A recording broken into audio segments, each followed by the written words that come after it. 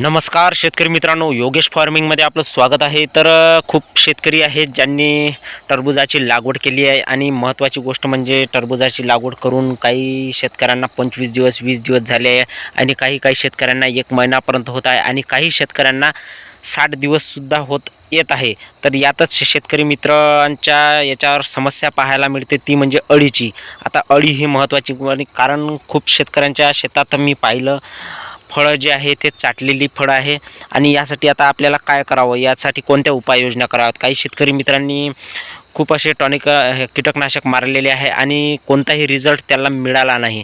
आणि खास रिझल्ट जर तुम्हाला पाहिजे असेल तर मी तुम्हाला एक धासू कीटकनाशक सांगणार आहे, ज्याचं मारल्याबरोबर आपल्याला दुसऱ्या दिवशी फरक जाणवेल आणि तुमच्या शेतामध्ये 15 ते 20 दिवस तुमच्या शेतात कुठेही अळी दिसणार नाही. हे 100% गॅरंटी देतो. आम्ही आमच्या शेतामध्ये मारलेला आहे शेतकरी मित्रांनो. आणि महत्त्वाची गोष्ट, आता याला 12-13 दिवस होत आहे आणि प्लॉट चकाकी आहे आणि यामध्ये कोणतेही फळाला कोणतेही साठलेले असं दिसत नाही. फळ खूप छान पद्धतीने वर्क केलेलं आहे. आणि यातच्या कीटकनाशकाचं नाव आहे क्वारंटाईन.